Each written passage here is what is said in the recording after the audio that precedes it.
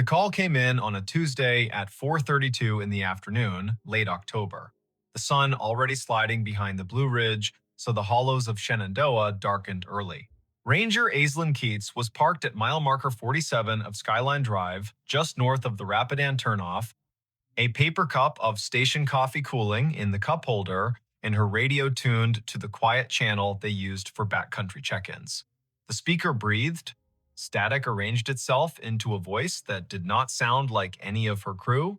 Before we begin, tell me, where are you listening from, and what time is it there? Aislinn turned the volume wheel a notch. Out the windshield, the ridge was drawn in crosshatch, oaks and hickories going copper, the sky a pale thing you could scratch with your nail. The voice came again, precise, as if it were reading off a card. Fox Hollow Base to any unit on the east slope. Child missing. Male, age 8. Name Harlan Whitcomb. Last seen near the Old Stone Spring House above Corbin Run. Weather degenerating. Hurricane Hazel expected to push in, winds rising. Request all available. Time is 16:30, October 14, 1954. The radio clicked off into snow.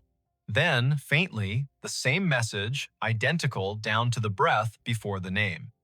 Aislinn stared at the handset. Their base was called Piney River Dispatch. Their tower names were Pinnacles and Hazeltop and Big Meadows. No one in the park had used Fox Hollow for decades. Her training cracked its knuckles. She keyed the mic. Piney River to unknown unit. Say again. Who is calling Fox Hollow Base? Silence laid itself over the car like a thin blanket. Beyond the glass, a crow moved from one bear snag to another as if demonstrating a diagram. The wind was a steady push from the southeast. Hazel. The word gave the hairs on Aislinn's arms ideas. She stepped out and let the door swing shut. The air had that warm edge you get before a storm that started somewhere else. Leaves chased each other along the asphalt, then lay down. In the trunk lay her day pack, a spare radio, and a copy of a paper map creased along the places everyone folds them. She slung the pack, checked battery levels, turned the spare to scan. The main radio kept its sulk. The spare found chatter from Big Meadows about a flat tire near Lewis Mountain, then returned to quiet. The old voice did not return. Aislinn keyed in to dispatch. Piney, Keats at 47. I caught a transmission, sounds like a vintage call. Reference to Fox Hollow, child missing near Corbin Run, date October 14, 1954. Could someone check the archive on that, see if we have a historical incident report? The dispatcher was a steady woman named Karen, who did not make noises she did not need. Copy, Aislinn. Stand by. Aislinn leaned on the hood and looked east, where the hills tumbled like knuckles, all green and copper and shadow. She had worked Shenandoah 5 seasons. She knew the way the ridges spoke when you asked them right. She also knew radios lie sometimes, bouncing off ducts of temperature and skipping across layers of ionized air like stones. She had heard voices from fire towers that had been torn down before she was born, and a farmer yelling to his brother on a frequency no longer assigned to anyone. She had never heard a date pinned to a hurricane whose name lived in the county's memory like a scar. Karen came back. We have a typewritten Keats, Incident 1954-H, filed at Piney River. Hurricane Hazel, multiple rock slides, a missing person in the Corbin area, that name you gave. It is a cold file. It does not say recovered. I repeat, not recovered. No remains located. Not closed. Aislinn pressed the radio to her shoulder until the plastic complained. Copy. Can you send scans to my phone? I'm heading down to the Corbin Run access. If anyone else is close enough to meet, let them know. There was a pause, a little breath that was not static. Karen's voice softened a shade, the way people do when the past finds a way to ask for your time. Sending now. Watch your footing, the trails are a mess of marbles with the leaves down. Want Dupre from Hazeltop on, stand by. Affirmative. Aislinn slung the pack across her back and looked once more at the ridgeline. A truck from Fleet rumbled past, the driver lifting 2 fingers off the wheel in that rural benediction. Clouds had started as a rumor and were now themselves. The Corbin Run access was a gravel pull-off hidden beneath tulip poplars that had learned to whisper. Aislinn eased the truck in sideways and cut the engine. She took the trail with her boots, making small promises to each rock. The stream voiced itself down the hollow knit of last week's rain and this afternoon's melt of a single stubborn snowpatch in a shadow under a ledge. The map told the story of the lower springhouse, a square of stones where water had been convinced to behave. Above it, a ledge with a scatter of quartz chips, the leftovers of older hands doing older work. Aislinn kept an ear on her radio and the other on the creek. She caught the place where a trail forgets itself and becomes deer. She found the old springhouse, its stones asking to be counted. She touched the edge of the low wall with the kind of gentleness reserved for quilts and engines. She did not say the boy's name. The afternoon pulled its shoulders in. The radio breathed again. Same cadence, same careful voice. Fox Hollow base to any unit on the east slope. Child missing. Harlan Whitcomb. Last seen near Stone Spring House above Corbin Run. Weather degenerating. Request all available. Time is 16:30. October 14, 1954. Aislinn shivered in the warm air. Her eyes went to the spring house and its square of shadow. She moved the beam of her headlamp across the stones, not because she expected to see anything, but because light can sometimes rewrite a sentence the land is trying to say. The beam found a length of rust half buried in the moss along the back of the foundation, thin as a butter knife, with a clip and a circle at one end. She crouched. A whistle. Army surplus by the look of it. She teased it free, the moss unwilling to let it go. The metal had pitted and softened into a river-colored thing. She wiped it once against her sleeve, then regretted the act. Her radio clicked and made a sound she had not heard in years, a squelch from another era. Karen came back on. Keats. Dupre is on the way from Hazeltop Tower, 20 minutes if the drive is kind. Archives show the boy was last seen by his father near the spring house, yes. The father left him to fetch his jacket from the car. Weather shifted, heavy gust pushed through, child gone when he returned. Tracks lost near the ledge above the run. 2 days of cruise, then Hazel brought the flood and they stood them down. The file has letters from the mother, 2 years after, asking if anyone found anything she could hold. Answer stamped no. Aislinn looked at the whistle in her hand, then at the spring that fed the run. The water wore a sheen of leaves thin enough to count. She keyed the mic. Found a whistle near the spring house. Will bag it. Doubt it has any forensic value after 6 decades, but a photograph might matter to someone. As she spoke, a figure eased out of the trees upstream. A man in the brown and green of a ranger uniform, but the cut of it was wrong in a way you can feel even if you do not have the words.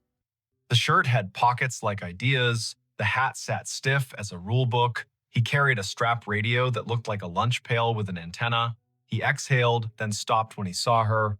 "Ma'am," he said. There was a formality in the syllables, like church on a day that hurt. "We're sweeping the east slope." The boy's father said he was right here. He pointed at the stones, as if pointing could anchor the earth. Aislinn stood very still. The man's face had the smoothness of someone who had not yet had reason to learn what whiskey was for. His name tag said M. Elwood. His shoulder patch bore an American shield with a tree she did not recognize. He glanced down at her radio and then at the whistle in her hand. "You with us?" he asked. "You with Fox Hollow?" Aislinn's throat did the dry swallow of a person whose mind is faster than her words. "Yes," she said, because yes was easier than telling a man with a lunch pail radio about the word digital. "I heard your call." "Where are your lines?" "At the ridge," he said, puzzled by the question. "We got men cutting sign along the deer trails. We got women at base keeping track of names.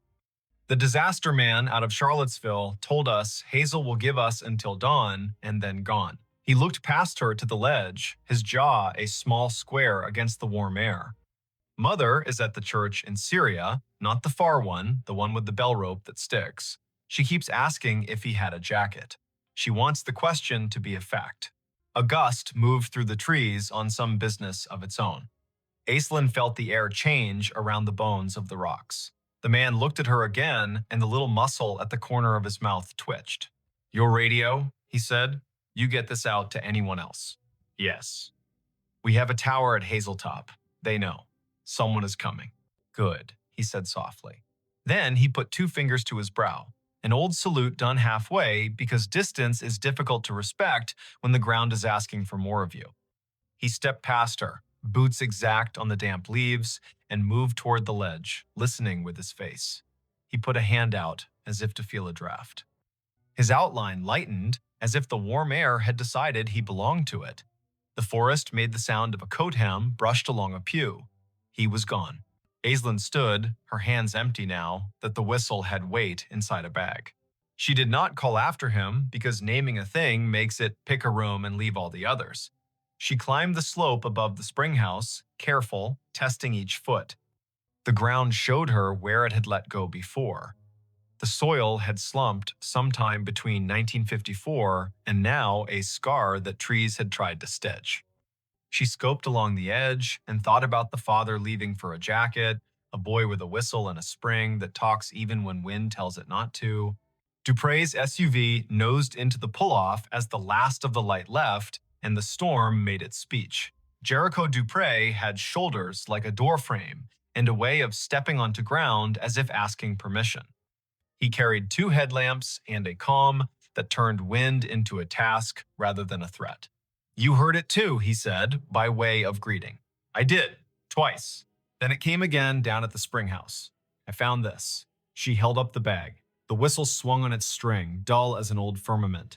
He took the bag and looked as if it could tell him how to think. He listened. The wind pushed down the hollow. The radio hissed, then thought better of it. He nodded at the ledge.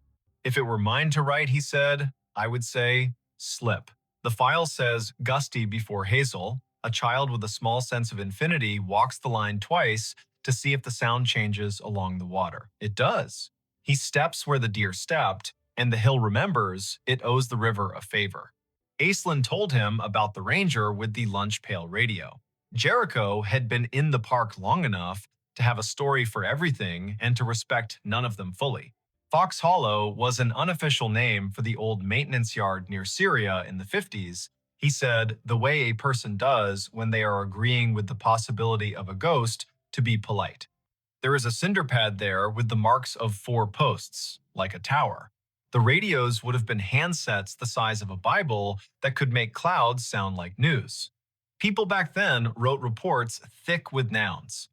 They did not trust adjectives unless a man had bled. He held the bag with the whistle for an extra breath. He set it in his crew pocket.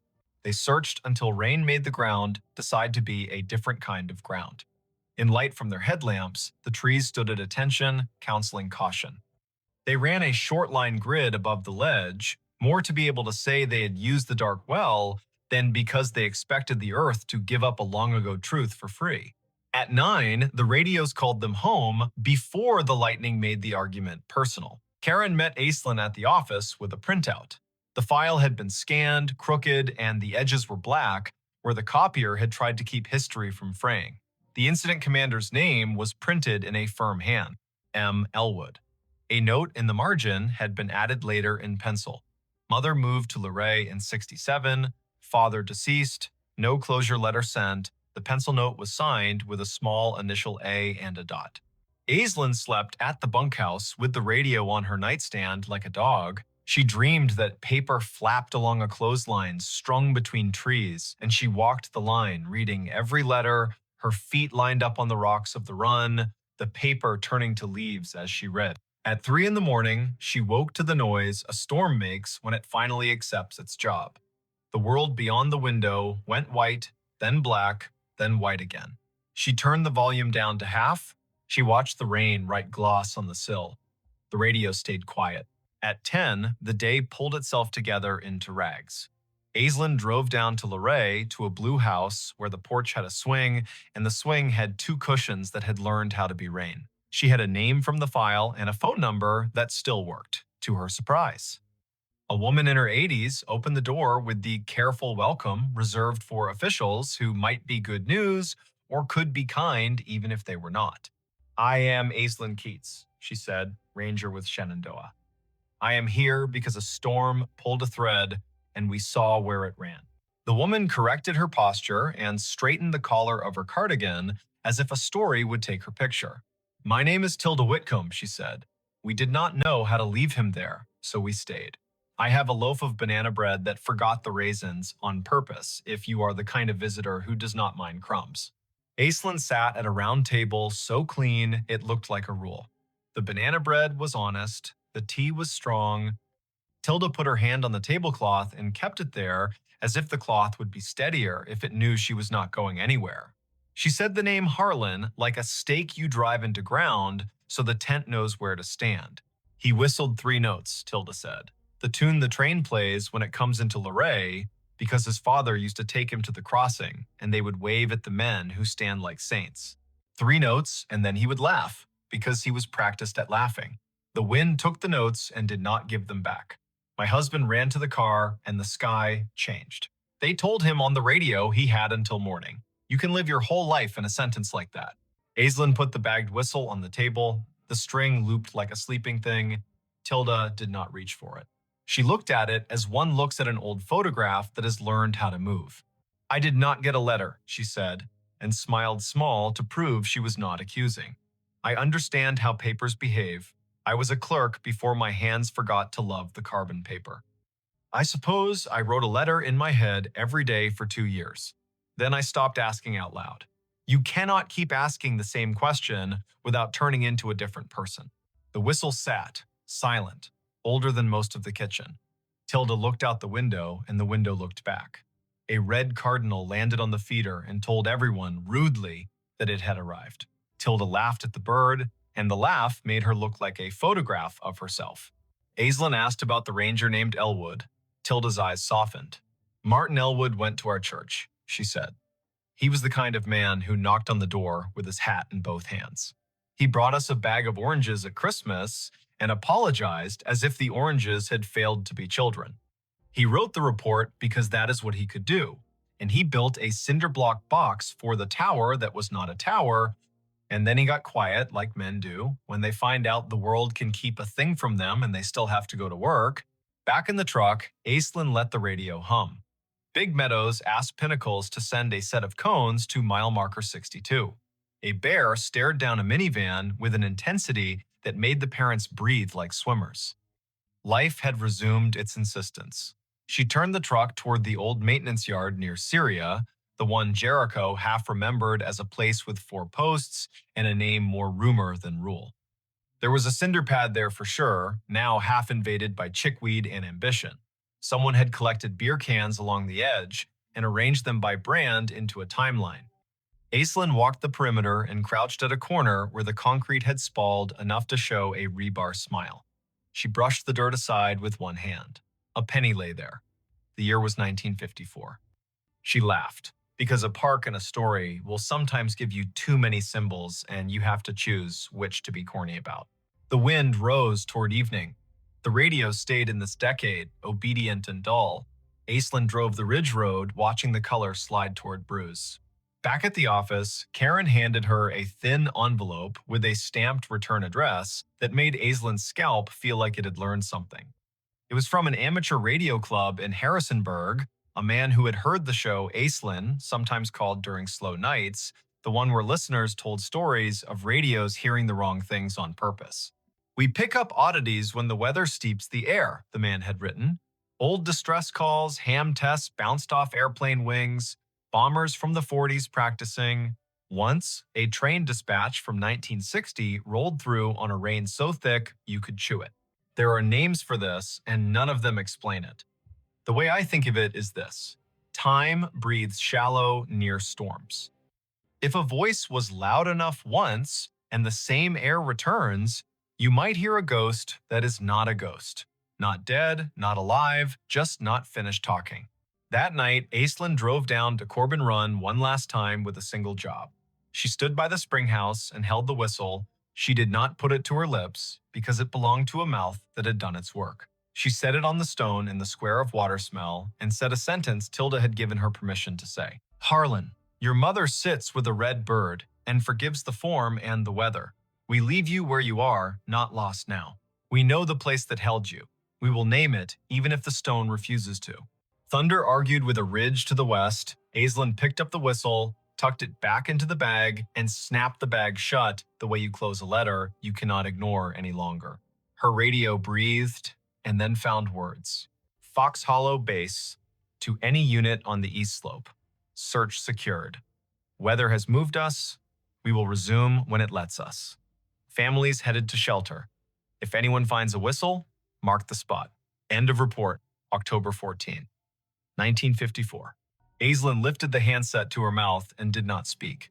The silence she chose felt like respect, not fear. She held the radio until the voice faded into the music of rain. Then she climbed the hill back to the truck. The park wrote its own ending. Winter stripped the ridge to bones. Spring came with its first honest green. In May, a blowdown above Corbin Run sent a sycamore through the soil like a spoon and revealed a ledger of stones that had not seen light since Eisenhower. A student volunteer named Leda, working off a citation from a noisy night, found 2 marbles wedged into the roots where the ground had been a child's pocket. One was blue as the ridge on a clear day. One was green as a first leaf. They were bagged, labeled, cataloged. The ranger who filled out the form wrote found near the old stone spring house, Corbin Run, coordinates to follow. The park historian wrote a small note and signed it with a letter that looked like an A and a dot. Aislinn drove to Luray with the marbles and the whistle and a copy of the incident report with Martin Elwood's name on it. Tilda put her hand flat on the table again. She looked at the marbles and did not touch them. She touched the paper instead, the ink, the line that said, "Weather degenerating." She said Harlan's name until it stopped feeling like an apology. She picked up the whistle, finally, and put it to her ear as if listening to metal were a normal thing, and perhaps it is. Some evenings after that, if you drove Skyline Drive near mile marker 47 and rolled your window down, you could feel a warm breath slide into your car even when the air was sound and cool. It was not spooky, it was geology and a mistake and a memory. At the spring house, a ranger tied a ribbon to a low limb that matched the color of the marbles, bright enough to be seen and quiet enough to be ignored by anyone who did not need a reason to pause. The ribbon got replaced each year by whoever remembered. Martin Elwood's name found its way into the little museum at Big Meadows on a card next to an old lunch pail radio and a photo of the old Fox Hollow cinder pad with 4 ghostly post holes. Next to it, a thin slice of paper, a carbon copy of a letter whose original had been lost. The letter said, "Dear Mrs. Whitcomb, we are sorry we did not find your boy to bring him home. We did not stop looking until weather and hope told us to stop. He was last seen by the spring house that feeds Corbin Run. If you come to the park, a ranger will show you the stones." The letter was signed in a hand that did not know how to be neat and still be sincere. M. Elwood. Every now and then, on the radio, in the kind of weather that puts a lid on the hollows and makes the ridgelight a ghost, Aislinn would hear a wash of sound that reminded her of a man with a careful voice calling to his crew. She never keyed the mic until it faded. She let the air finish its sentence. She would step out of the truck and breathe the warm breath held in the cut. She would look toward the run that kept talking to the river under the leaves. She would say what she had learned to say when a story meets a place and refuses to end, just because the people in it have "thank you quietly" to the air. Then she would drive on, a little slower than before, as if a child were walking along the edge of her attention and she had decided to step back from the edge too. If you are listening from a place where the weather is steady, imagine a ridge crouched under a storm and a voice from a year you have to say out loud, not with numbers, but with breath. 1954. Hazel. Fox Hollow. A boy with a train's 3 notes in his mouth. A ranger with a lunch pail radio who pressed his fingers to his brow as if holding in his head all the ways a hill can keep a thing. Imagine the way a whistle feels in an old hand. Imagine the way a mother sits at a table and forgives a paper for being paper. Imagine the square of stones where water has no choice but to tell you where it is going.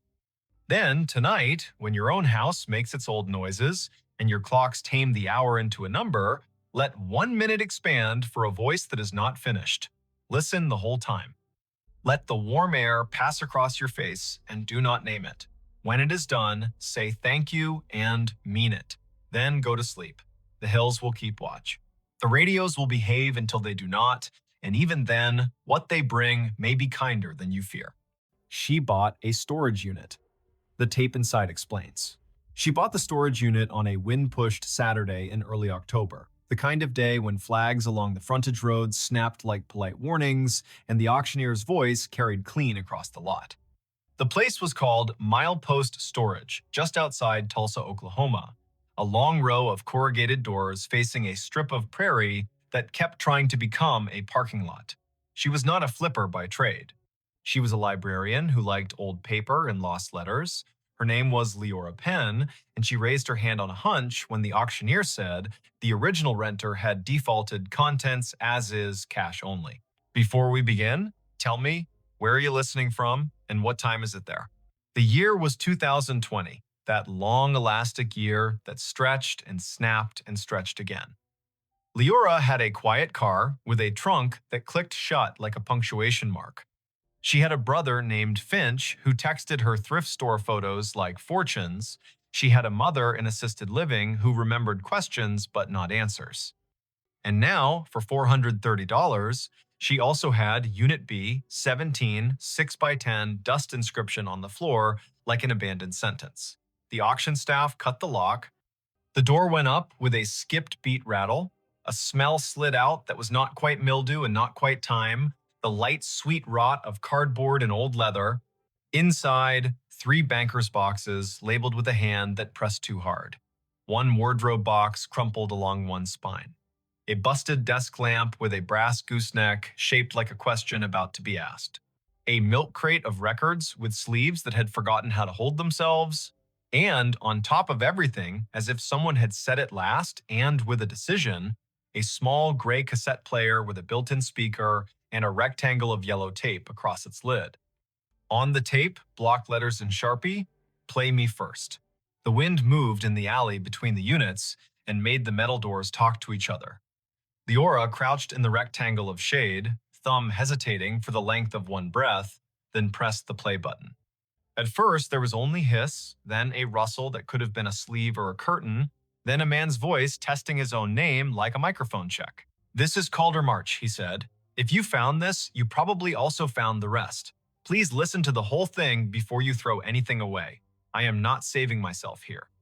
I am trying to return what does not belong to me." The date is June 23rd, 2003. The place is Driftwood Storage on Route 49 outside Amarillo. I am saying that out loud, so when the tape gets copied and mislabeled, I can still put the world back where it goes. The sound of a chair leg grumbled against concrete. Papers shuffled. A small metronome of tapping began and stopped. The man took a breath that had a weight in it. "I fixed pianos for 20 years, churches, schools, people with money who thought sound was furniture. In '97, I started keeping a log of every instrument that had a story stuck in it. By story, I mean the thing you hear when the room gets quiet and the wood remembers. Don't roll your eyes. If you have never heard cedar explain itself at midnight, that is not my fault." Leora smiled despite herself. She didn't know why she had nearly laughed. Maybe because the voice was so unembarrassed by its own certainty. She adjusted the little volume wheel, the speaker fuzzed, then settled.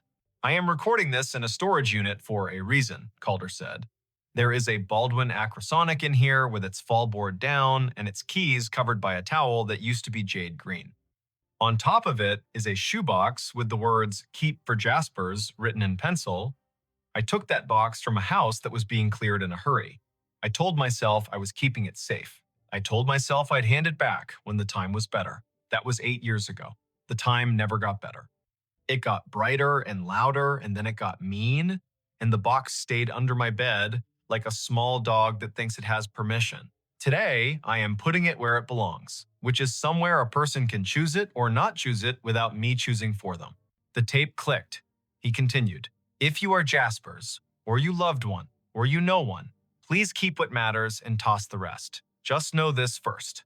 The shoebox contains letters between 2 people who met at night school at Tulsa Community in 1974. Their names were Odell Frost and Evo Jaspers. He was 20 and thought he was already late. She was 24 and tired in a way a person shouldn't be at 24. They wrote like the world was going to let them live wherever they set the words down. The letters stopped just before Christmas, 1976. The reason is not a twist. It is the average tragedy. She got sick and then sicker. He did not know how to write to a sickness that took her mouth away. The last letter is his to her. He mailed it 3 days after the funeral. The envelope came back rubber-stamped, forwarding order expired. It sat in a house for 2 decades until I was tuning the family's Kimball, and they told me to set aside anything sentimental for the dumpster. And you see, I have a dumb belief that paper should be read before it is burned. A gust pushed gravel down the row like a handful of beads. Leora paused the tape and looked into her unit, as if the boxes could confirm this story. She set the player on the wardrobe box and lifted the top of the nearest banker's box. Receipts. Polaroids with the color cooled to a vintage sadness. A folded travel map with lines drawn like veins between Amarillo and Tulsa. The milk crate of records gave up a Carole King sleeve, rumors with a coffee ring, a gospel record from a church in Sepulpa. The cassette player droned a faint motor whine as if it were eager to continue. She pressed play. Ivo, Calder said, shifting into the second person, like someone who has been telling a story too long to keep pretending he isn't inside it. If you're listening, I kept something that was not mine because I thought the world would eat it. I am an idiot in exactly that way. I am also your accomplice now if you want me. In the bottom of the box, you'll find a tape that isn't this one. It is labeled December 27th, and you can guess the year. It is her, Odell. The last night, she felt up to getting her voice into a machine. She didn't tell you because she didn't think the machine could hold the shape she wanted to say to your face.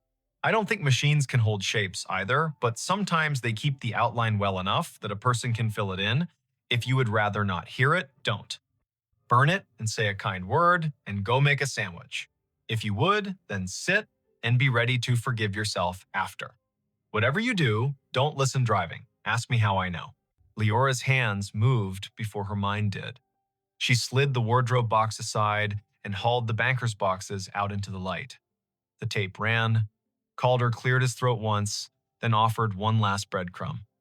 I am going to leave this unit with rent paid for 6 months. I'm leaving the desk lamp that looks like it belonged to someone who wanted to read long after the room gave up. I am leaving the Baldwin cupboard, which is disrespectful to instruments and necessary for dust. If you are not Ivo or Kin and you opened this and felt a tug, maybe you are the kind of person who opens doors in museums you're not supposed to open. I can't stop you. But if you take the tape, take the box too. Stories get lonely if you split them. All right, that is me done. I'm going to label this Play Me First and lock up. I will drive to a diner where the coffee tastes like someone loved it an hour ago, and I will not look back. Good night.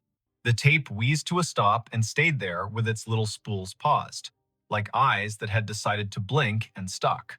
Leora ejected it. The cassette was the cheap clear kind with gray hubs, a bite taken out of one corner like a mark from a nervous jaw. She set it aside carefully and went to work on the shoebox in the bottom of the second banker's box. There it was, the penciled Keep for Jaspers, in a hand that had tried to write neatly when it wanted to run. The lid resisted at first with that dry hiss cardboard makes when it has sealed to itself. She slid a fingernail under and lifted. On top, letters in a stack, rubber band fossilized to a brittle loop, and then snapped quietly when her thumb found it. Dates in the corners. 1974 in April. 1975 with summer still in the stamp. A ticket stub to a cinema that no longer existed. A brochure for night classes with prices that looked like jokes now. And at the bottom, as promised, a cassette slid against the rough cardboard and knocked once. Leora lifted it out. The label was crooked. December 27th, the year written very small. 1976. Her hands were not shaking, but they were listening. Her car's dash still had a tape deck because she had refused to trade it in for a newer something that didn't have teeth for music. She almost walked to the car. Then she stopped because a voice in her head sounded suspiciously like Calder's caution about driving and hearing a thing that bent your understanding of what sound can hold. She looked around for an outlet. The storage office would have one, but the manager had retreated with his clipboard and his coffee to the room with the little TV. Leora picked up the cassette player. A miracle. It had batteries. She grinned at an object in 2020 that ran on forgiveness and double A's. She set the old player on her trunk, fed the tape in with the care the machine rewarded by accepting it smoothly, and pressed play. Hiss, the slow wind of old magnetism waking. A distant clink like a glass set on tile. Then a woman's voice that arrived the way snowfall sometimes arrives in a drought, soft first, then unapologetic.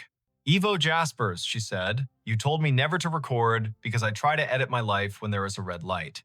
I am ignoring you because not everything we decide together should stay decided. It is the 27th. Christmas is done with me. I am done with it. I wore the scarf you bought, even though it makes me look like a librarian from a story where the librarian unbuttons her blouse at the end and chooses a wild life. Stupid scarf, perfect scarf. I loved it. I am sitting at the kitchen table, and I can hear the refrigerator think, you always say refrigerators think too much, and look how the milk tastes of thinking.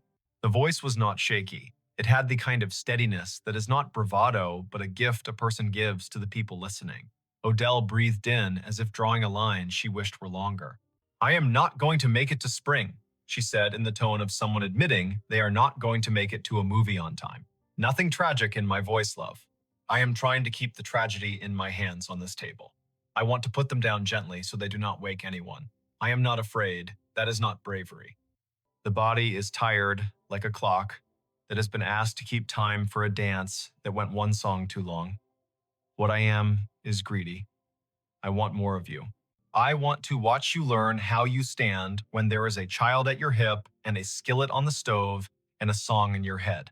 I want to hear your temper forgive your mouth. I want to finish organizing the Broken Spine novels at the bookstore, even though we both know I only work there to borrow sentences and put them back. But a person doesn't get to want and get in the same breath. Leora leaned against the car and closed her eyes for a count that surprised her with its length. The lot around her had its own noise, the rattle of a chain on a flagpole, a truck lugging in second, a crow that had lost its patience with something on the fence, but the voice made those sounds pat themselves on the head and promise to be quiet. You asked me once what I wanted you to do if I left first, Odell went on. I said remarry and be happy, because that is what you are supposed to say if you do not want to be accused of clutching. I have a different answer now, and I am allowed to revise because I am still here with breath in my pocket.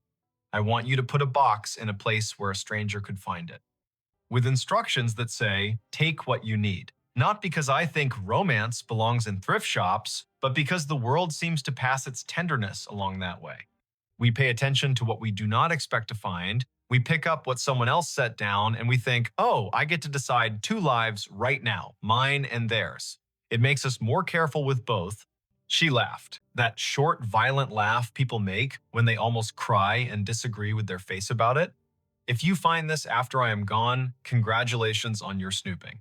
You love me enough to live in my kitchen after my kitchen belongs to dust. You love me enough to put your ear to a machine when it would be easier to put your head in a pillow. I will not say do not be sad.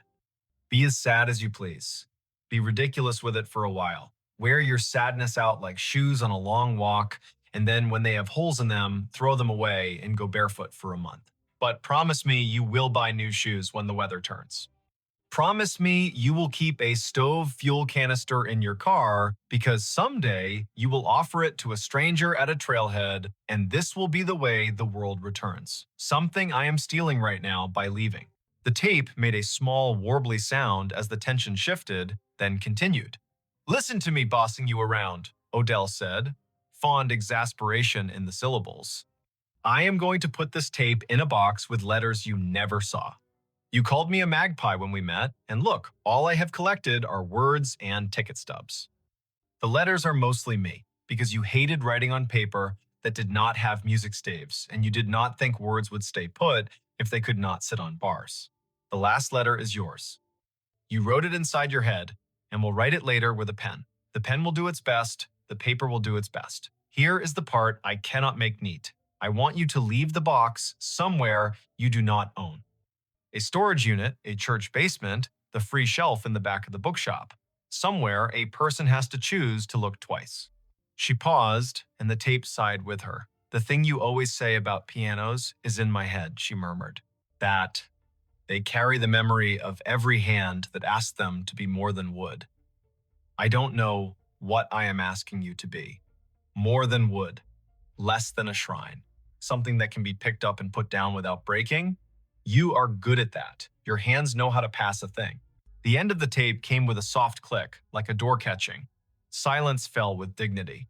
Leora stood in the concrete wind, the cassette player ticking to itself, and realized she had been holding her breath in a way that made her chest feel like a drawer that didn't want to open.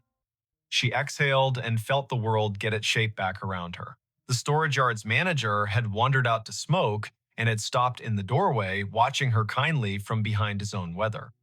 He raised his chin in that American way that means, "Do you need another person or should I go pretend not to see you?" She shook her head and put her palm on the trunk as if the metal could read it. The letters in the shoebox were not neat. They were fierce. They were church and break room and bus stop and laundromat. They were written on grocery lists and margins of community college handouts and the backs of band flyers.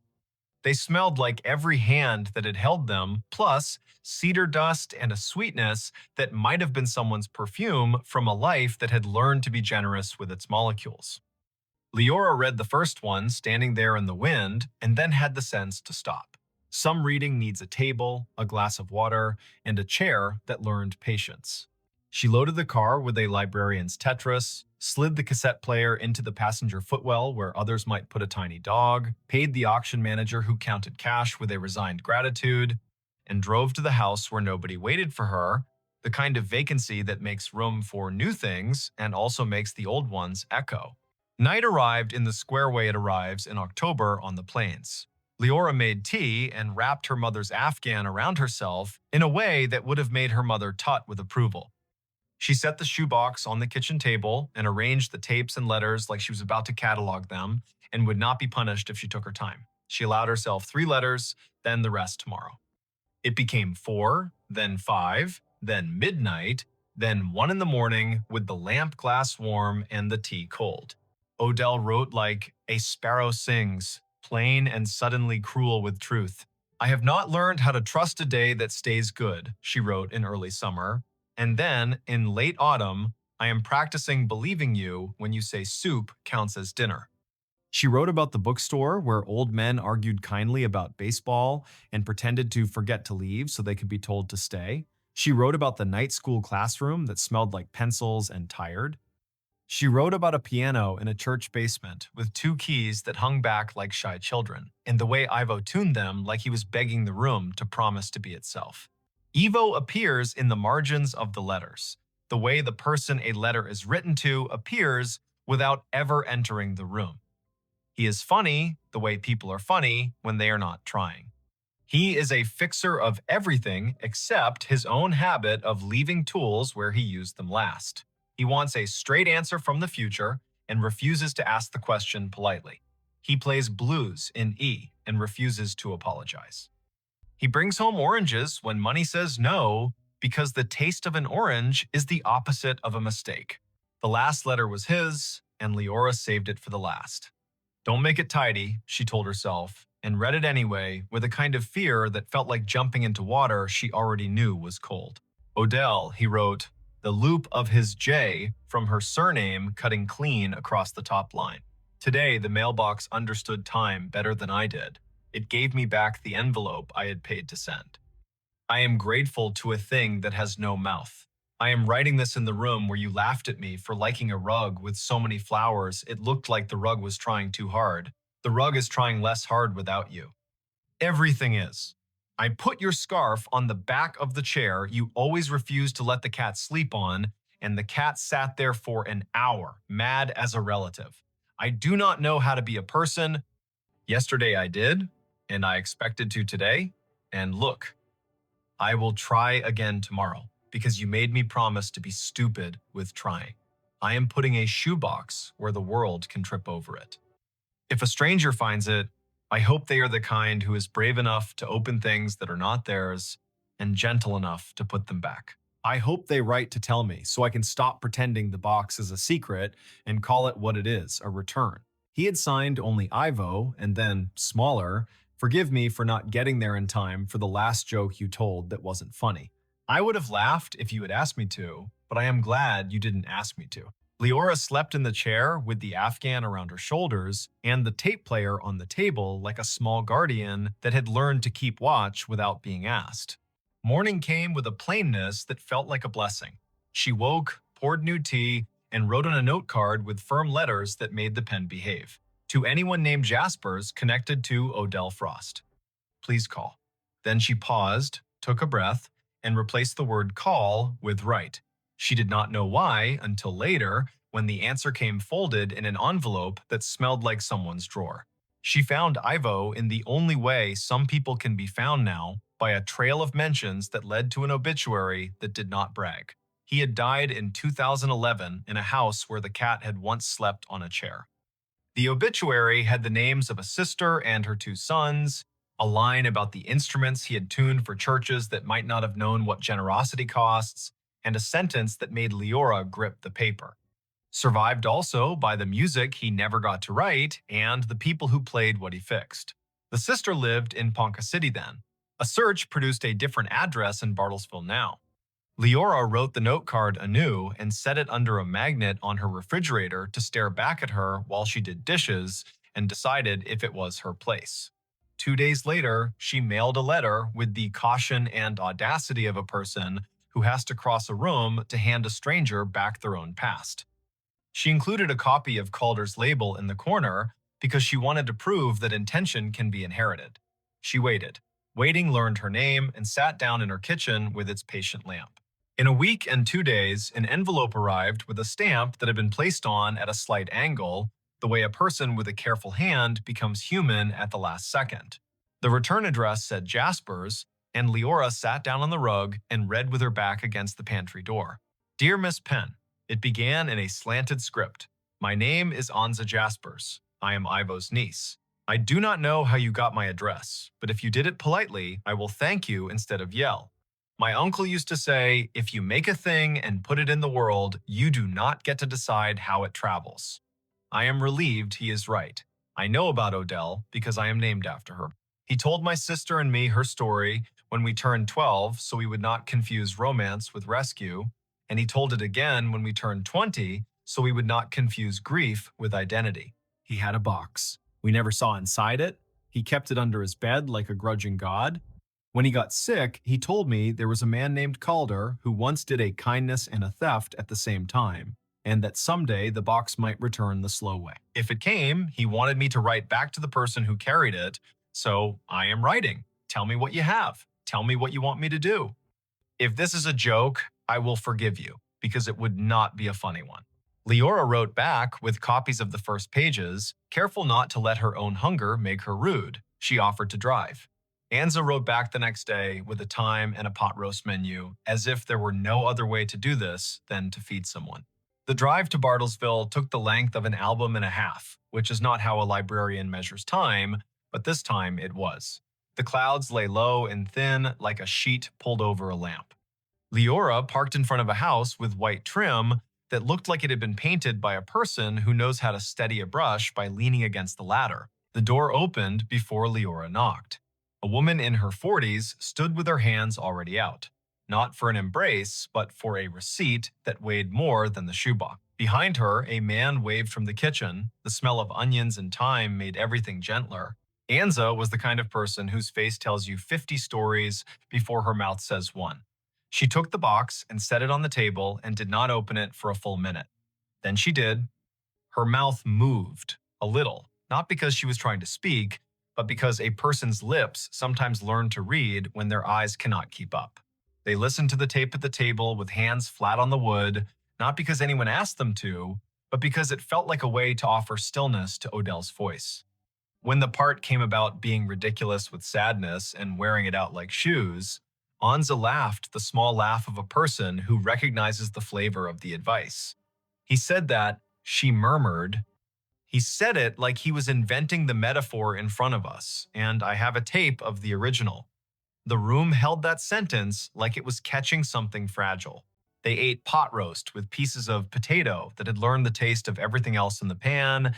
They drank coffee that was new enough to forgive any conversation. They opened the box and took out letters with their hands, like museum workers without gloves. They spoke names like they were calibrating a piano, tuning each syllable until it answered back. That night, Leora drove home under a sky that pretended to be empty and was not. She left the radio off so the car could hear what the night was doing.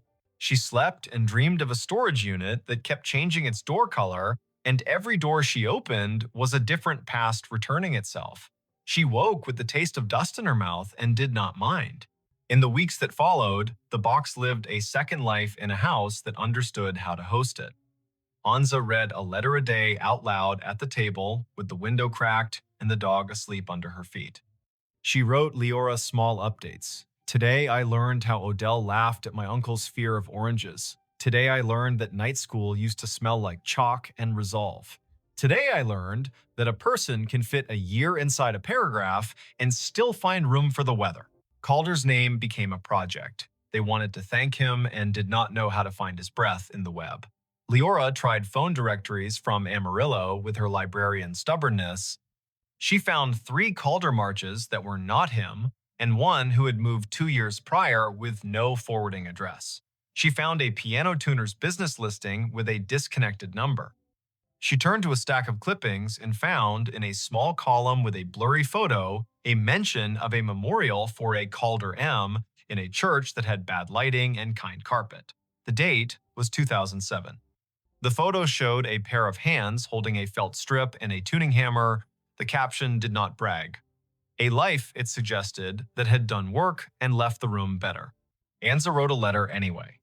She wrote it as if it were going to be read out loud to a person who could not afford to be bothered unless the bother was beautiful. She mailed it to the church. She mailed one to the storage facility in Amarillo in case anyone there had inherited the story. She put one in a book at the free library on her block, tucked into a copy of a novel nobody seems to want when they need it and everybody wants when they have room. She addressed one to no one, put no stamp on it, and tucked it in the shoebox under the letters. In December, Snow performed its first attempt, failed, and tried again with a more persuasive voice. Leora went to visit her mother, who held her hand, and asked her what year it was, with a tone that admitted timelines are slippery now. Leora said it aloud, 2020, and then, when her mother smiled at the neatness of the numbers, Leora added, "It is also Tuesday afternoon, and you like soup." Her mother nodded, satisfied by specifics. Leora read to her from one of Odell's letters. Her mother, who had always loved women who refused not to be clever, laughed once and said, "Tell her to write more." "I'll tell her," Leora said, and did not correct the tense. On the last day of the year, a small package arrived on Leora's porch in weather that could not decide whether to rain. It was wrapped in brown paper with string, old-fashioned on purpose and not by necessity.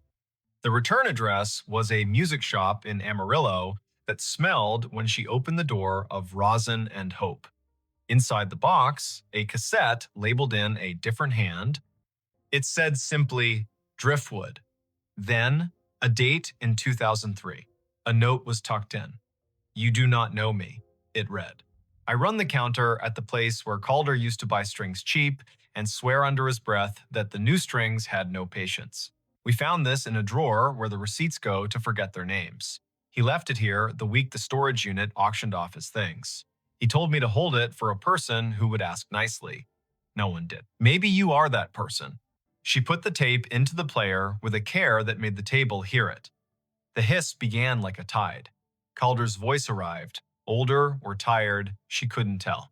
He spoke as if he had skipped the first parts he usually said because he felt he owed a different kind of sentence. If this is Leora, or Anza, or someone else kind who made room for a box to travel, listen. I wanted to write a clever instruction for how to put things back. I do not have one. The closest I have is this. When you find a story mid-sentence, do not add your name to the end like a signature. Put your name small in the margin as a witness. Then hand the page to the person whose life it is and let them choose their own pen. He laughed softly, like a man who had decided to stop scolding himself and was enjoying the quiet. The Baldwin in Unit B-17 has a hairline crack in the bridge that will not keep it from speaking if someone loves it anyway. Pianos are like that. People are like that. You will think you have to fix the crack to deserve the music. You do not. You will think the crack is the point. It is not. The point is that the thing still says what it came to say. The tape ended without drama. Leora sat in her kitchen with the shoebox open and the lights soft and the winter outside, pretending it would not ask for more heat. She took out Odell's last tape and listened again, not to study, but to keep a promise to let a voice use the room. She held the letters that had traveled across years, and storage fees and dust and a man's guilt. She smiled down a hallway of time toward a piano she would never see. In February, Anza sent a photo. It was the Baldwin, its towel folded and placed properly, its fallboard up, a vase of eucalyptus on the far end because some leaves talk quieter and longer than flowers. The caption said, "It holds tune better than it should." Anto would have called that grace. The next photo was a child's hand, Anza's daughter, pressing middle C like a doorbell. The next, a dog asleep under the bench. Spring learned its way up from the soil. Leora took the empty cardboard from her unit to the paper recycling, and the man there told her his mother had kept a box of napkins with love notes on them that the family found when the house had to forget them. People put thoughts anywhere, he said, and laughed a little as if proud of humanity's mess. She kept the cassette player. She kept the first tape that said, "Play me first," and the second that said December 27th because some objects become addresses. She kept a copy of one letter that had a sentence she recited on days when the library had more books than hands and more requests than hours. The sentence was Odell's, and it said, "I do not write to be wise. I write to leave a door open in case someone needed that exact door today." On a June morning, with thunder stacked like books no one had time to read, Leora pulled into milepost storage for the last time. She slid her unit door up, empty, except for the desk lamp that curved its brass neck, and asked if she was sure. She plugged it in and turned it on, and the light made a small pool on the concrete like a confession. She left it on for a minute because objects appreciate ceremony even when they pretend not to. Then she turned it off, marked the unit clean on the clipboard with a pen attached by a chain, and dropped the key into a mouth that had swallowed thousands before. On the drive home, she passed a church sign that had not changed its advice since she was small. Be kind. Everyone is fighting a hard battle. She would have rolled her eyes at 12. She nodded at 40. At a stoplight, a man held a cardboard square with letters that tried to be neat. "Need help," it said, and then smaller. "Not a bad man, just a broke one." She handed him the rest of her change, and a bottle of water she had known would be asked of her eventually. His thank you had the shape of a person accustomed to sudden doors. Years later, when her mother's memory folded itself like a map and slipped into a drawer that did not belong to any room, Leora took the box of letters to the assisted living and read them aloud on Tuesdays. Not all of them. Some are private and stayed private. Enough that a circle of women who had once been harsher with themselves than they deserved sat a little easier in their chairs and made the kinds of noises women make when a sentence lands where the body keeps its truest things. One afternoon, a woman who seldom spoke said softly, "Put a box in a place where a stranger could find it," and then laughed like a girl about to run. If you are listening to this story, there is probably a door near you. A cupboard, a glove compartment, a drawer that has learned patience by becoming cluttered. Somewhere in your town, there is a shelf where someone has left what they could not keep, and someone else will take what they did not know they needed. If you have a tape player, wind a tape with your finger and feel the old physics still answer. If you only have your voice, use it in a room at 2 in the morning and see if the wood answers. If you have a box, consider putting it where a stranger could find it. Write on the lid in pencil so the world knows it can edit. There was no twist here. No ghost in the unit except the ordinary one that lives in paper and insists on teaching us how to carry each other a little farther down the hall. The man who took what was not his did not profit. He apologized. The woman who wrote did not survive long enough to call it a memoir. She survived long enough to call it a door. The man who loved her grew old and kept tune. The people who came after learned the shape of falling in love with strangers and the more difficult shape of giving the thing back.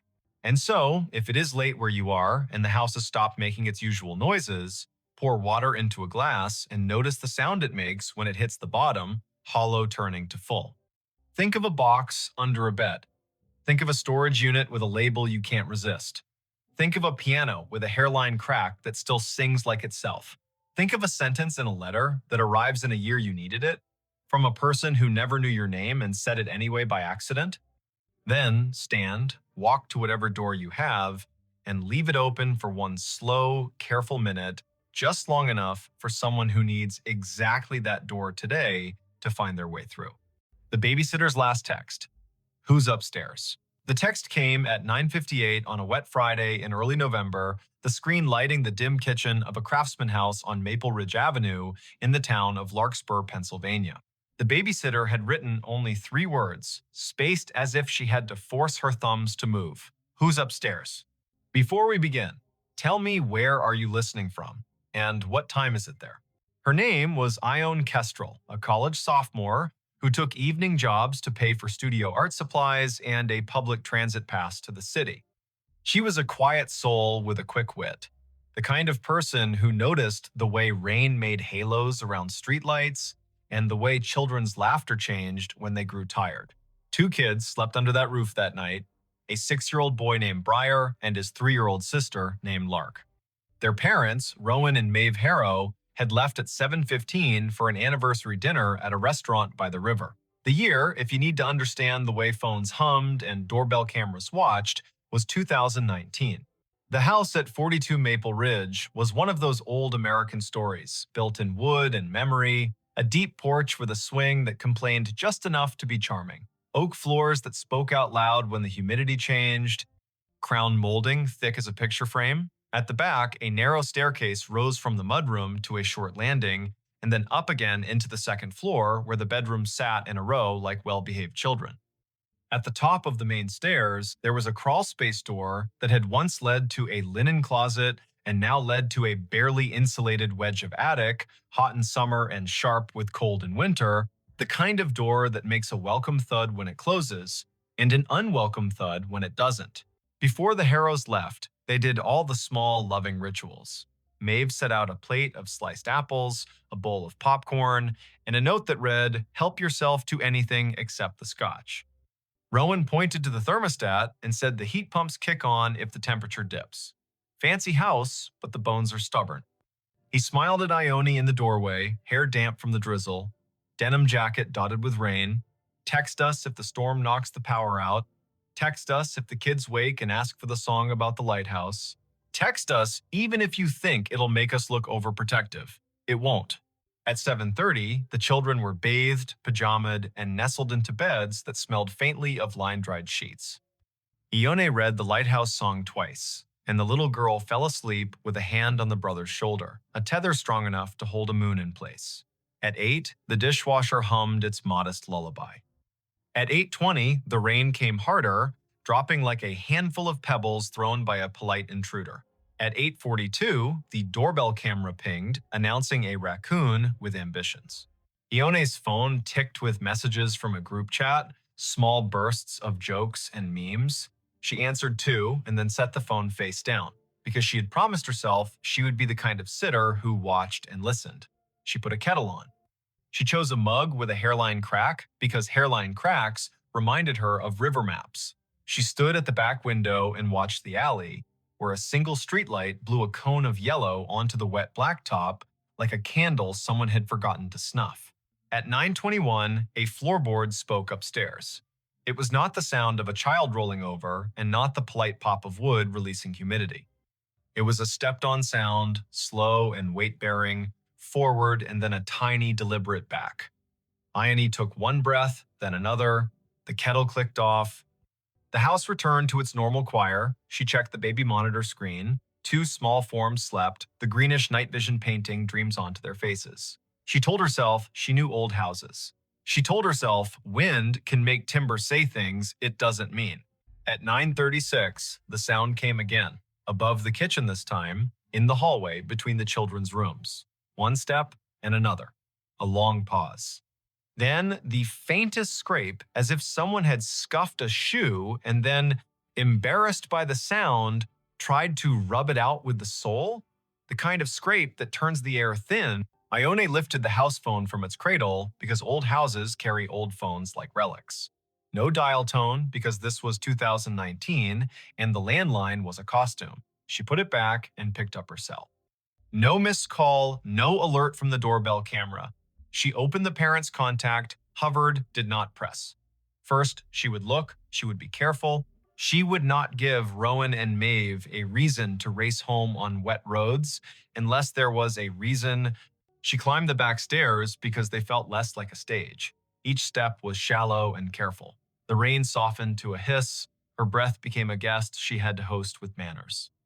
At the landing, the air grew cooler. She could see down the short hall into the little boy's room, the lighthouse nightlight casting a steerable arc of white. She could see the girl's room door nearly closed, just enough to make a crescent, the way some children like it. She could also see the crawlspace door at the top of the main stairs. It was closed, latch turned. That mattered more than it should have. She waited. Sometimes the house wants to know if you have patience. Sometimes it will reward you with silence. Sometimes it will not. There was a third sound, not a footfall this time, but a breath. Not hers. Not a child's soft, open-mouth exhale, but the kind of breath that pauses at the end like it is tasting the air. It came from the darkness beyond the crawlspace door, except the door was shut. Ione felt the tiny hairs along her forearms confess themselves to fear. She stepped into the boy's room. He slept with his mouth open just a little, lower lip shiny. Good. She stepped to the girl's room. Little Lark had turned onto her stomach, stuffed rabbit tucked under her chin. Good. When Ione moved back into the hall, her eyes caught something at the far end where the light thinned. A strand of damp hair lay across the floorboards, faint as a pencil mark, a single narrow ribbon that did not belong to either child. It glistened. She knelt without thinking and picked it up. Cold. Clean. Long enough to belong to someone grown. She stood up too quickly and steadied herself with a hand on the wall. Her palm pressed into a nail head that had been painted over and sanded down so smooth it felt like a coin. She thought the oddest thought then. If I press that nail in, will the crawlspace door open by itself? She smiled at herself because fear makes even introverts dramatic in their own skulls. She returned to the back stairs, slow and exact, and only when she reached the fourth step from the bottom did she glance at her phone. The time read 9:58. The text she sent herself, as if letting the words exist outside her head could make them smaller, was only 3 words. Who's upstairs? She meant to send it to Rowan, she meant to send it to Maeve, she meant the message as a half-joke with a serious underlayer. But the thumb that had learned to move fast learned the wrong dance. It went to her friend in the group chat, and by the time she realized, the message had already become a tiny flare in half a dozen pockets around town. Her friend replied with, "What are you doing?" and also joking, right? And also put them on speaker. Ione did not reply. She set the phone on the counter face up this time. She took the largest knife from the drawer and then immediately put it back because knives are not courage and courage is not noise. She chose instead a heavy flashlight from the mudroom shelf, the kind that doubles as a hammer. She clicked it on. The beam carved a clean white tunnel along the baseboards. She moved to the bottom of the main staircase now because if fear wants you to circle, wisdom wants you to cross. The newel post was worn as a handshake. Family photographs climbed the wall. A wedding photograph near the bottom showed Rowan in a blue suit and Maeve in a dress with sleeves that looked like light. Higher up, a picture of Briar in a lion costume, nap-flattened mane, grinning with the sincerity only a 6-year-old can manage. Above that, near the top, a framed landscape. The glass reflected the flashlight beam like a lid. Halfway up, she paused. There was that breath again. Not a cough, not a snore. A breath like someone who had been holding still too long and had to remind their body to keep doing the automatic things. The sound came from beyond the last step, in the shadow to the left, where the crawlspace door Saturday. It was closed, latch turned. She aimed the beam at the brass. The metal showed a fog that had not been there a minute ago, condensation, from a mouth that had exhaled near it. She kept her own mouth shut because you cannot take breath back once it is out. The latch moved. It moved too gently to be gravity. It made the tiniest metal-on-metal sigh. Then it stilled, as if the person behind the door had realized they had announced themselves and decided to pretend nothing had happened at all. Ione's voice, when it came, was not loud.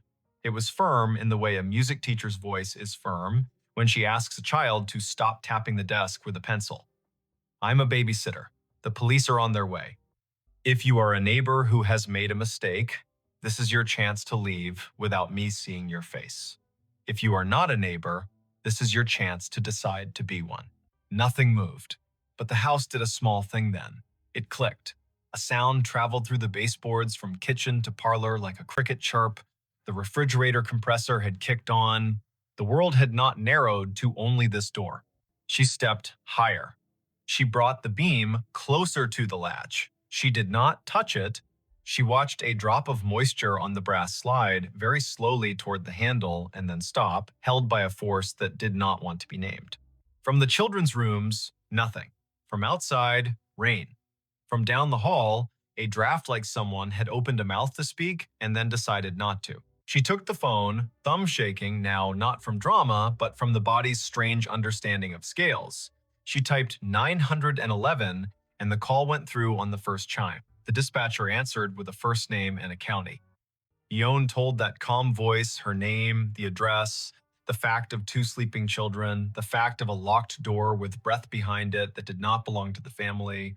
The voice said, officers are on the way. The voice said, stay on the line. The voice said, do not open the door. So she did not. She watched it the way you watch a stage when you know the performer is already in the wings. She told the dispatcher every small thing she saw. The latch is fogged. The brass is pitted near the screwhead. The paint around the jamb is chipped the way it chips when someone tries to open a door with a butter knife. The dispatcher asked about the kids, and she told her about the lighthouse song because sometimes the answer to a safety question is a story that proves you are paying attention. It took 6 minutes for the first cruiser to roll into the alley, though those 6 minutes ran long like string you cannot find the end of. 2 officers climbed the porch steps, rang the bell softly out of habit, then tried the knob and announced themselves. Ione walked down the main stairs, not taking her eyes from the crawlspace door, unlatched the front door, and stepped back quickly so the officers could enter. Their names were Officer Tamsin Dupre and Officer Hal Moran. They were young enough to still wear the job like a coat borrowed from a bigger relative, and old enough to know when to keep their weapons holstered because children were sleeping. Ione pointed. The hall was framed now by their bodies and the yellow hallway light and the cleaner light of the flashlight. Officer Dupre nodded, raised a hand to let silence accumulate, and then approached the door with a slowness that reminded Ione of a conductor raising a baton before the first downbeat. Dupre put 2 fingers lightly on the latch and did not move it. She bent, eye to the thin seam between door and jamb. She inhaled. She did not exhale for a count of 3. Then she did, a controlled tide. She mouthed one word to Moran. There. Moran moved with that cop-slow speed that reads as kindness until it becomes a tackle. He positioned himself on the knob side. Dupre took the hinge side. They counted without sound. Moran turned the knob and pulled. The door did not open. Dupre drove her shoulder low into the panel, and the old wood decided to be new and gave with a crack that sounded like an ankle breaking far away. The space beyond was small, angled, cluttered, with things families save because they carry stories in them.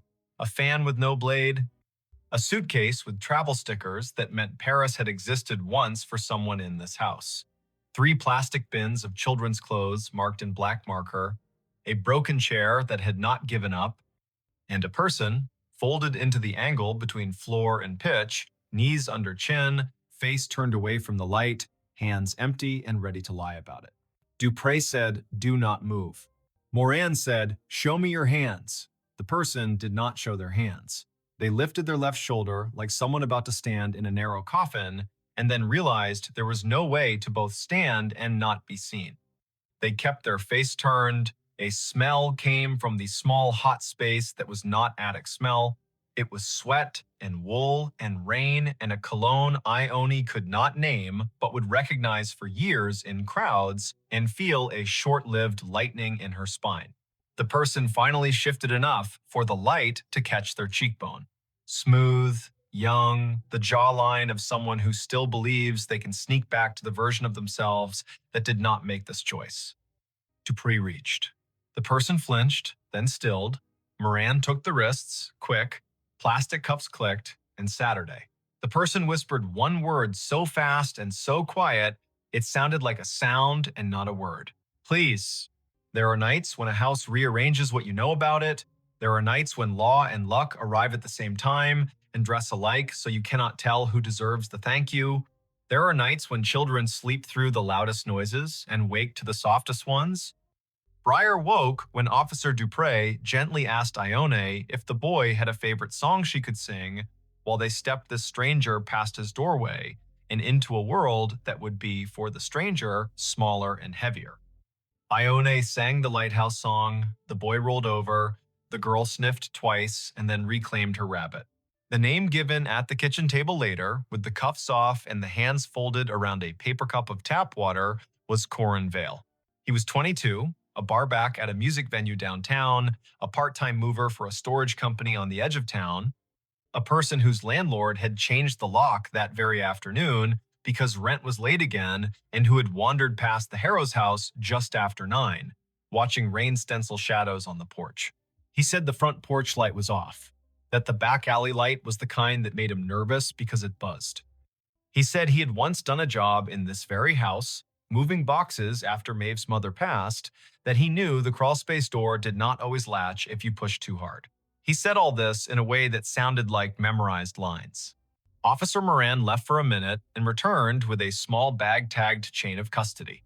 Inside, a multi-tool with a narrow flathead blade that would fit under a painted jam and lever it without much damage, a pair of cheap cotton gloves, damp, a folded postcard someone had intended to mail, featuring a lighthouse on the coast of Maine, and a note written in pencil that read, "We are well, love you, see you in December."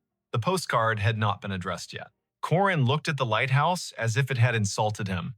"Why?" Officer Dupre asked. "Are you in a crawl space with a multi-tool?" Corin said he wanted to get out of the rain. He said he saw the back door wasn't fully latched. He said he knocked and no one answered. He said he stepped inside to be out of the weather. He said he heard children and then realized he had made a mistake and was trying to hide until he could unmake it. He said he had not gone near the bedrooms. He said he had not taken anything. He said most lies are just a breath away from the truth if you hold the breath long enough. The doorbell camera proved he had never rung. The back door, which Ione had locked after the raccoon, had not been forced, which meant the multi-tool had met the strike plate and learned a new way to talk. The thin condensation on the latch proved his face had been inches from the brass, as if he were listening through metal to weigh his chances. The damp hair on the hallway floor did not match Ione or the children. It matched Corin. The officers did not say poetry out loud, but sometimes evidence makes a poem whether or not you want it. Rowan and Maeve arrived at 10:28, wind-blown and wet, faces open with fear, and then with the specific relief parents make when they count the number of children and find the number unchanged. Maeve thanked Ione, then thanked Officer Dupre, then thanked the kettle for existing because it gave her hands something to do. Rowan walked to the base of the main stairs and looked up at the crawlspace door and put his hand on the newel post like a man greeting an old friend and apologized under his breath to the house for not knowing it needed him tonight. The rain slowed. The streetlight outside defined every leaf as if auditioning them for a brighter job. Corin Vale sat at the kitchen table and looked smaller and then larger and then smaller again, the way a person does when they realize they have chosen a story they cannot revise. He asked for a lawyer then, as was his right, and the night shifted into a new shape with paperwork and phone calls and the sound of zippers on evidence bags. Later, after the officers had gone and the house had been put back in order with all the rituals humans use to convince themselves the world is knowable, Rowan stood on the porch and stared at the street. A car hissed by, tires whispering on wet asphalt. Somewhere, a train declared itself. He turned when Ione stepped onto the porch with 2 mugs of chamomile tea and the brittle, beautiful calm people make after the danger has taken its hands off their shoulders. He said thank you a dozen ways that did not use the word thank. She said, of course a dozen ways. That meant I am shaking on the inside, but I am still here. Maeve joined them, the porch light warming the edges of her hair, and the three of them stood in a small triangle like a warning sign no one else would read. When Maeve spoke, her voice had a new floor under it. We will change the locks. We will reinforce that door. We will move the postcard basket. We will install a sensor that turns on a light at the slightest motion. We will do the things that let us sleep. Ione nodded and did not say that sleep would come with its own sounds now. The sound of a breath behind a door. The sound of a latch fogging. The sound of a floorboard speaking the truth. There is a detail the police report will not mention, because police reports must make simple lines out of crooked nights. At 9:59, after sending the text to the wrong chat and before calling emergency services, Ione leaned her forehead against the cool plaster of the stairwell for the space of one heartbeat.